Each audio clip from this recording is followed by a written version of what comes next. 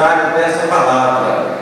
Nós precisamos, na verdade, estar com a palavra guardada nos nossos corações, para no momento oportuno, onde o Espírito Santo, que hoje se faz presente na nossa vida, esse Espírito Santo, do qual Jesus foi e nos enviaria, para estar nos esclarecendo tudo aquilo que Ele nos ensinou, todos aqueles mandamentos, aquelas ordenanças, aquelas instruções que nos foi dada, para que o Espírito Santo possa nos esclarecendo. E isso, hoje, então, nós temos esse benefício, esse privilégio, de contar com a presença do Espírito Santo, mas é preciso que essa palavra esteja nos nossos corações, para que então o Espírito Santo nos faça entender, a cada momento, seja qual for ele, um momento de dificuldade, num momento, na verdade, de desafio, num momento de provação, de tribulação, não importa as circunstâncias, o importante é que a palavra esteja guardada, na verdade, conosco, e sempre que precisar, o Espírito Santo vai estar nos trazendo a memória, na hora oportuna, para que nós possamos usufruir então dessa palavra. Eu estou falando isso porque nós acabamos de ler aqui algo no livro de Apocalipse, e Apocalipse é um livro de revelações. A gente vê, já tem ouvido e tem vários estudos por aí, que dão interpretações, na verdade, que se passa nesse livro, onde é uma oportunidade que nós temos de conhecer, na verdade, a relação de Jesus Cristo, na verdade, com a sua igreja, com a sua vinda, os propósitos de Jesus. Então, eu digo assim, nós temos que ter uma atenção muito renovada e assim, uma necessidade do Espírito Santo muito maior, assim, que nos esclareça, para que nós possamos entender, porque assim como toda a Bíblia, na verdade, era um livro que foi escrito sob a inspiração, na verdade, do Espírito Santo, portanto, nós devemos orar, para que possamos entender a palavra de Deus, essa palavra que nós sabemos que ela é viva, que ela é necessária para a nossa vida, que ela alimenta para nossas almas. O Apocalipse, além de ser um livro que é revelado pelo Espírito Santo de Deus, é um livro que nos revela, na verdade, coisas que ainda estariam para acontecer, na verdade, onde existe uma dificuldade, porque somente com o nosso entendimento, sem o esclarecimento do Espírito Santo, fica muito difícil.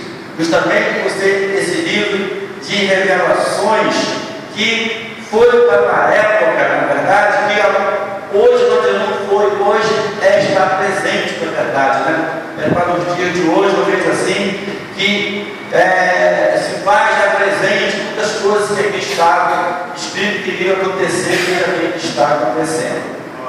Amém? Quando João escreveu, na verdade, registrou essa revelação toda para ele recebeu esse sonho, na verdade, ele conta aqui. Ele estava na ilha de Patmos, na verdade, uma ilha a cerca de 80 quilômetros, na verdade, de distância da cidade de Éfeso. Mas ele estava isolado, mas ali onde estava, Deus cuidava e falou com ele do lugar que estava. O que significa que não importa a circunstância, onde nós estivemos, e assim como ele estava ali preso, e preso por quê? Qual a razão? Nós acabamos de ler. Justamente por ele ter testemunho de Jesus e por ele estar ali difundindo o Evangelho, na verdade, porque ele estava preso. E teve ali no caso essa responsabilidade de registrar algo que nós hoje precisamos estar entendendo, desvendando isso, com o esclarecimento do Espírito Santo. E vamos com certeza hoje aprender algo mais nessa parte. Nós começamos a entender, nós vimos uma carta, mandou que João escrevesse às 7 igrejas que estavam na Ásia, na Turquia. O que a gente ouve, eu tenho ouvido, de acordo com o entendimento de certas pessoas, e às vezes nós mesmos, uma outra oportunidade que nós lemos essa palavra, eu sempre entendi essas 7 igrejas, as 7 igrejas que estão na Ásia, e eu atualmente começo a me perguntar, que 7 igrejas? Nós sabemos que a igreja de Cristo, eu sempre falei isso, a igreja de Cristo é uma só. Existem várias denominações, não é? Apesar que eu acho que não deveria existir, porque tantas denominações que existem hoje, embora se digam que o propósito é difundir o Evangelho, né? É aumentar a família de Deus, mas nós temos presenciado muitas vezes essas denominações agem como se fossem inimigas uma da outra, ou seja, como se fosse uma divisão na igreja que, na verdade, Cristo planejou. Essa igreja que ia para dar continuidade àquilo que ele fez, essa responsabilidade que está hoje sobre a igreja. E lendo isso aqui, eu pude perceber algo que pode nos esclarecer melhor a respeito, então, dessa carta, que as 7 igrejas foram provavelmente selecionadas por representarem a totalidade das igrejas naqueles dias, né? Em outras palavras, representar todas as igrejas que existem atualmente. Aquelas 7, na época tinha aquelas 7 igrejas, e aquelas igrejas, cada um tinha várias congregações. E ali, quando o João recebeu, na verdade, a incumbência de escrever essa carta para aquelas 7 igrejas, como eu disse, o Apocalipse é bem mais amplo do que aquilo que a gente entende a primeira vez. Quando mais nos aprofundamos, nós vamos entendendo um pouquinho mais, e isso vai nos facilitando. Então veja bem, a palavra de Deus, a gente fala que ela é viva, né? Cristo mesmo, essa palavra não foi feita só para a época. Tanto o Antigo Testamento como o Novo Testamento, não veio o Novo cancelar o Antigo, pelo contrário, ele veio completar. Foi assim como Jesus também veio aqui, ele não veio para abolir nada, só veio para melhorar, para aperfeiçoar tudo para o nosso bem. E a gente viu que foram 7 cartas que foram escritas. E eu entendo aqui, na verdade, essas 7 cartas que foram escritas pelas 7 igrejas, essas 7 igrejas, na verdade, foram a igreja de Cristo em fases diferentes. E aí, quando a gente vê hoje, nós estamos lendo aqui a 7ª carta, a última carta. E essa carta, a gente viu que ela terminou da medida que nós lemos, e assim diz ele, né? Ele fala amém. Né? A gente fala sempre que está terminando, ele fala amém, a gente acaba de orar e fala amém, ele fala amém, tá? Então, essa última carta que foi escrita, vamos trazendo, trazendo ela para a realidade, de tudo que nós temos presenciado, nós podemos imaginar a igreja hoje, né? A circunstância hoje, como se encontra a igreja hoje, dentro dessa sendo mais uma fase, que igreja nós estaríamos vivendo hoje, né? Então, eu estou dizendo aqui, a 7ª carta, a última carta, né? Para uma igreja que foi em várias etapas, essa carta hoje trazendo já que o verso que Jesus ele está aí às portas, né? Desde quando era criança eu já ouvia falar em fim do mundo. E hoje o que a gente vê, através da palavra de Deus, é que hoje eu tenho, na verdade, argumento, né? Através da palavra de Deus, que nos certifica, na verdade, nós estamos vivendo o tempo do fim. Porque as coisas que a gente vê acontecer hoje não aconteceria naquele tempo quando eu era criança ainda, há 60 anos atrás, vamos dizer assim. Né? Hoje a gente vê, na verdade, evidências, né, que nos faz crer que realmente Jesus está aí às portas, já batendo, não é isso? E a gente vai chegar lá. Então, por isso que essa 7ª carta, na verdade, fala algo conosco que nós temos que nos atentar, trazendo isso para esse contexto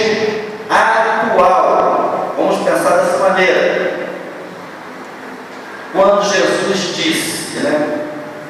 Conheço as tuas obras. Isso é importante que nós devemos acreditar nisso. Às vezes nós procedemos dessa maneira, tem pessoas procedendo assim, tem igrejas praticamente quase na sua totalidade, toda regra de exceção, vivendo como se pudesse esconder alguma coisa de Jesus, né? Esconder de Deus. E aqui nessa carta nós vimos que está escrito, né?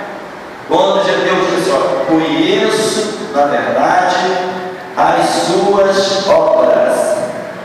Então nós não podemos esconder nada de Deus, né? Temos que ter essa consciência que os olhos dele estão sobre cada um de nós, está sobre a sua igreja. Então nós estamos vivendo uma igreja morta. Nós acabamos de ver isso. Vivendo uma igreja que estava na zona de conforto. Uma igreja onde está a se voltar mais para interesses pessoais, né? E ele fala que antes, né, fosse fria ou quente, mas a igreja está vivendo uma fase morna, e isso não tem agradado a Deus, não tem agradado a Deus. Então nós temos que pensar, enquanto igreja, nós fazendo parte da igreja atualmente, como que eu me encontro, né, como parte da igreja, né, de Cristo nesse mundo. O que é uma igreja morta? A gente vê que as pessoas estão fazendo as coisas, né, mas não é com aquele primeiro amor, né, com aquele fé que fazia, com aquela determinação, e começa pelas lideranças mesmo, as pessoas estão desvirtuando, na verdade, o objetivo maior da igreja. Uma igreja que é para ganhar almas, né? Uma igreja que é para ganhar salvação, se preocupar em levar vidas, né, para pertencer ao reino de Deus. A gente tem uma espécie onde o foco hoje passa a ser a avareza. A igreja está preocupada mais com o dinheiro, né, com o crescimento, na verdade, patrimonial, com estruturas, com o número de membros, não está muito preocupada com o número de salvos, na verdade. E o tempo hoje é menor. Pode Paulo fala que é o momento de nós gloriarmos, né? Porque hoje nós que aceitamos Cristo, né, nós estamos mais perto da nossa salvação. Se olhar por esse ângulo, né, glória a Deus, nós estamos firmados, né? Então cada dia que você passa, nós estamos mais pertinho. Por quê? Porque a volta de Jesus, né, a vida dele está muito próxima. Mas por outro ângulo, se nós pensarmos na igreja morta, uma igreja que está em cima do muro, isto é perigoso, porque essa mesma volta de Jesus está tão próxima, né, que é uma coisa maravilhosa para aquele que tem a certeza da sua salvação, para aquele que está no caminho certo. É um risco muito grande, vamos dizer assim, para aqueles que estão vivendo na displicência, né? Estão numa zona de conforto, sem ter esta grande preocupação. Mas, apesar desse alerta que Jesus nos dá, tem algo também muito importante, né, para que nós possamos nessa noite nos alegrarmos, né?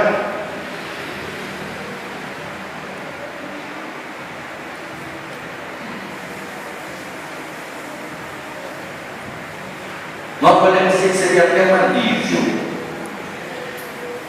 Depois que Jesus fala isso, reconheça suas obras, né?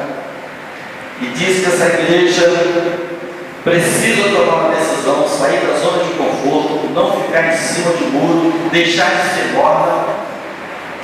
Morno é uma situação, e a gente viu que vou me dar dica daqui a pouco por essa circunstância, né? Então nós precisamos tomar uma decisão que com certeza frio nós porque se nós não estaríamos aqui, mas a tua preocupação que nós temos que ser quente, amém? Fervendo, né? Superaquecidos, coração aquecido, coração abrasado, né? Disposto, na verdade, a fazer uma obra do jeito que Cristo merece, porque por mais que nós fizermos o que Ele fez por nós, é muito maior, ter esse reconhecimento, né? E não cair nessa displicência de perdermos de vista essa importância de procurar aquilo que muitas vezes é mais fácil, buscar aquilo que nos interessa, buscar aquilo que é nosso, se preocupar com aquilo que é nosso, e se preocupar com as coisas que são de Deus. E o conselho que Deus deu através dessa carta qual foi? De mim compres ouro provado, né? Está falando da avareza, tem muita gente aí negociando a fé, né? Fazendo na verdade o servo de Deus como um meio, né? De como se fosse uma mercadoria, né? Algo para gerar riqueza econômica. Não tem aquela preocupação como o pastor deu, né? Quando corroborava, os caras, Deus se dedicava à obra e ele, né, se desdobrando e Deus ia acrescentando, né, a igreja que eles queriam se salvando. Essa preocupação deixou de existir e a coisa está tomando um foco diferente, né? Nós sabemos que isso está errado, não podemos aceitar e temos que fazer algo para mudar. E como que eu mudo isso? Começando por mim, você, cada um começando por si, né? E com a presença do Espírito Santo, a gente mudando esse quadro, não aceitando a verdade, o que está sendo imposto na verdade, né? Com essa pressão que o mundo vem fazendo, trazendo a verdade do mundo para dentro da igreja vem aceitando, justamente por esse estado de espírito que a igreja se encontra, que precisa ser despertada. Amém? Então, quando eu disse o seguinte, vestes brancas, nós precisamos de vestes brancas para, na verdade, o quê? Nos proteger, isso representa pureza para a nossa vida, porque se não estivermos usando essas vestes adequadas, a qual nós chamamos de veste branca, aparecerá a nudez, a vergonha, que traduzindo isso aqui, são os escândalos que têm acontecido aí, que a gente vê que a palavra, os escândalos acontecerem, até não tem nada de errado nisso não, porque é bíblico. É necessário que haja escândalo, né? Mas não pode ser por nenhum de nós, porque a Bíblia fala, ai daquele porque o escândalo vier, né? Nossa preocupação, nossa consciência, nós temos que ter coisas que nós não podemos evitar, nós temos que orar a Deus e procurar não sermos envolvidos nessas coisas que nós sabemos que não são corretas. E quando eu disse que tem um alívio, na verdade, né? Porque nós temos o amor de Deus, né? Na verdade, a nosso favor. É isso que nós temos que entender. Porque às vezes nós passamos por certas dificuldades, por certas provações, né? Mas é necessário que nós entendamos que o fato de nós crermos nesse Deus, né? A nossa esperança está depositada nele, né? A nossa confiança está nele. Então, nesses momentos, nós temos que ter também essa certeza que Ele está presente na nossa vida, Ele não nos desampara. Então, até mesmo que Ele nos corrige, é algo que nós precisamos para que nós possamos aprender. Então, aqui diz: eu repreendo, né, a todos quanto amo. Na verdade, eu castigo a todos quanto amo. Então, isso que Ele faz é justamente uma prova de amor. Nós não adianta ser bonzinho, porque já tem gente acreditando isso, que o Evangelho é uma coisa muito fácil, é muito light, não é? O Evangelho não é aquilo que Jesus falou, que no mundo nós teremos aflições. Não, é tudo fácil. O Evangelho diz que nós não precisamos lutar pela salvação, porque quem já morreu está todo salvo. Não é bem assim, né? Esse Evangelho da prosperidade, que você já tem que ser rico, né? Você não tem que andar ansioso, porque Deus vai te dar tudo que você precisa, não é bem assim. Na verdade, Ele é um Deus que supra a minha necessidade, Ele supra a sua necessidade, Ele supra a nossa necessidade. E Ele nos compara isso com um pássaro, na verdade, né? As árvores, olhar as árvores do céu, né? Na verdade, ela não tem cedeira, ela não planta no óleo, mas Deus as alimenta. Mas eles orientam que elas vão atrás de comida. né? Eu até falei isso. Não vai cair minhoquinha lá no ninho do passarinho, não vai frutinha cair lá, não. A mãe tem que sair atrás, vai buscar comidinha para trazer o filhotinho, e quando ele crescer, ele vai ter que correr atrás, né? Assim só acontece com nós. O Senhor nos orienta, Ele nos dá condição, nos dá direção, né? Nos propicia, Ele coloca à nossa frente, Ele é a nossa bênção, que nós temos que conquistar. É a nossa herança, né? Tudo que Jesus conquistou na cruz é direito nosso, é a nossa herança, né? Então, a herança você tem que correr atrás dela, senão você não vai tomar posse dela. É assim que acontece? Então, nós temos que tomar posse de tudo que o Senhor tem para nós. Sede, pois, zeloso e aprende-te. Sede, pois, zeloso e arrepende-te. Arrepende de quê? Na verdade, o homem erra, todo homem é falho, né? Todo homem peca, diz Salomão, né? Todo homem peca, né? Mas é necessário que se arrependa, né? E procure arrepender profundamente, aquele arrependimento que vai mudar a minha condição, que eu não queira pecar mais, que eu reconheça, na verdade, que eu errei, né? E da mesma forma, nós precisamos conhecer as bênçãos de Deus na nossa vida, para nós estamos deixando de agradecer a Deus por algo bom que Ele tem feito por nós.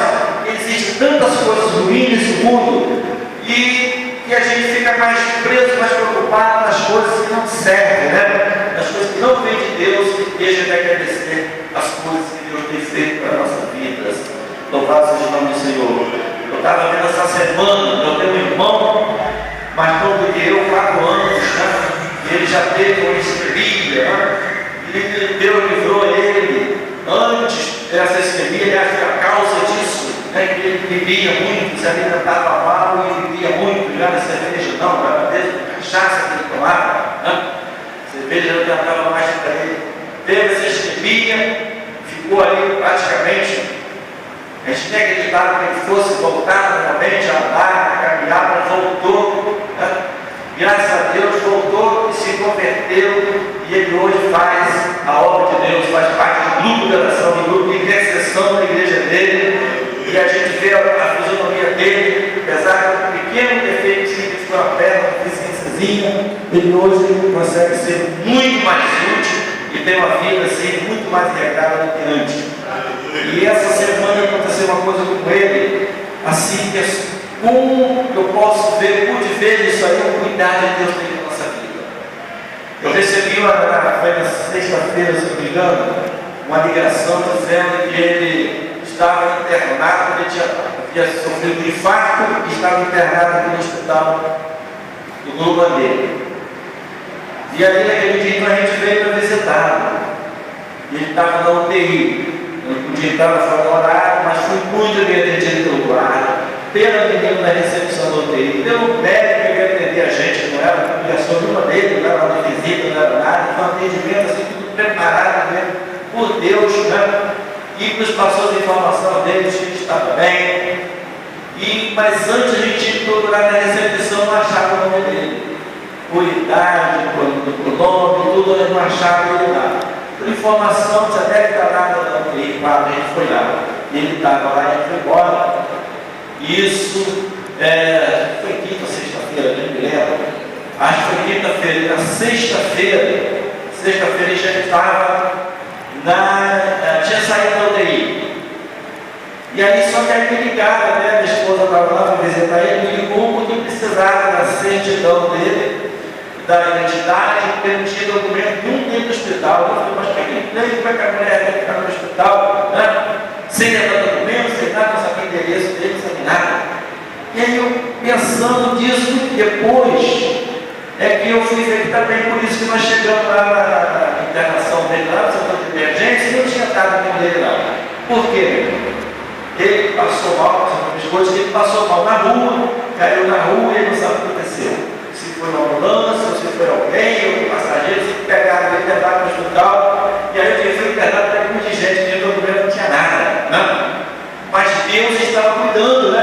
Cuidando de alguém para pegar ele, para levar para o hospital, e colocou ele lá, e depois a gente foi levar o documento para ele, já tinha saído da UTI, né? E já estava bem melhor, sabe o que vai ter que fazer agora? 100%, né? Mas eu digo, como que Deus cuida, né? E aí, às vezes, esquece de acontecer uma coisa dessa, acho que isso é normal, alguém cair na rua, alguém pegar e levar no hospital, sem saber onde mora, sem saber nada, né? Depois você vai descobrir, chego lá, vendo um irmão para orar, não, ele não foi ontem, né? O lugar já está fora de perigo, cuidado, se tivesse acontecido, seria, mas não aconteceu porque Deus estava guardando ele. E assim como nós, eu louvo a Deus por isso, por essas coisas. Importante para a gente concluir, né? Isso aqui é algo importante. Nós lemos, nós conhecemos isso aqui, mas vamos meditar um pouquinho, porque Jesus está batendo a porta, né? Foi ele que disse, né? Eis que bato, né? A porta. É fácil nós abrirmos, na verdade, o nosso coração. Ele entra, ele vai cear com cada um de nós e nós cearemos com ele, né? Aquela pessoa, né? Um modo que seja bem-vindo e uma recepção calorosa que a gente vai fazer, diferente de uma visita chata, né? Você ninguém queria receber e tem que se fingir até na verdade numa boa recepção, mas aquilo que a gente fala é algo assim muito, né? Gratificante, algo assim sobrenatural, essa presença de Jesus, mas de uma forma básica, né? E recentemente o pastor Nicolau falou isso aqui, né? Bateu o coração. Eu estava lendo hoje aqui em casa para essa mensagem, eu estava pensando muitas vezes que agora a campainha alguém chega, né? E aperta lá, e às vezes alguém fala, olha, estou apertando lá fora, não vou atender, né? Não vou atender, deixa apertar, né? Aqui Jesus falou, eu estou à porta e bato, né? Se você ouvir na verdade, né? É o primeiro passo, nós temos que ouvir e depois vem a outra decisão. Então, você ouvir alguém tocando a campainha, vou abrir, não quero nem saber quem é, né? Nós temos que além de ouvir, ir lá e abrir a porta, ser o nosso coração de você assim. Jesus está batendo, nós temos que sentir, né? E sentir, na verdade, essa vontade de abrir e de agradecer pela presença. E quando nós abrimos, aí acontece que vai entrar. Da mesma forma, se alguém bater lá fora do muro, se a gente não abrir o portão, não vai entrar, né? E de abrir, que a pessoa entra, é recebida, e aí sim vai acontecer as coisas maravilhosas. E é isso que Jesus está falando conosco. Quando você ouvir Jesus bater na sua porta, você vai ouvir a minha voz, né? Vai, né? Não fica só ouvir a campainha, vamos abrir, né? Vamos deixar ele entrar. E vai cear conosco, nós vamos cear com ele. E não pode haver coisa melhor. Então, se alguém ouvir a minha voz e abrir a porta, entrarei e com ele cearei e ele comigo. É uma intimidade que nós precisamos ter com Jesus, né? E final, concluindo, a gente vê, apesar da advertência que Jesus fala, conheça os seus óculos, né? O alerta, o cuidado que nós devemos ter, o que ele fala, a repreensão que repreende porque nos amas. A conclusão é que o prêmio, na verdade, que todas as cartas acontecem para aquele que vencer, né? O prêmio vai ser só para o vencedor. Então, se na verdade, aquele que se assentar com ele, na verdade, no seu trono, né? Esse vai ser, na verdade, a nossa maior vitória, sentar com ele no seu trono. Não somente escutar, ver, saber, mas poder ter essa esperança, essa certeza, né? Esse desejo de sentarmos com ele.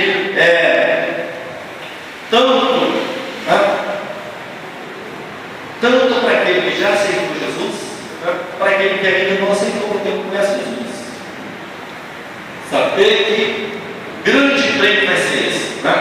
Poder se assentar com ele no trono da glória. Isso está preparado, e daí o cuidado de nós procurarmos fazer algo de acordo com a sua palavra, né? Abrindo na verdade bem para o Senhor, estar disponíveis, né?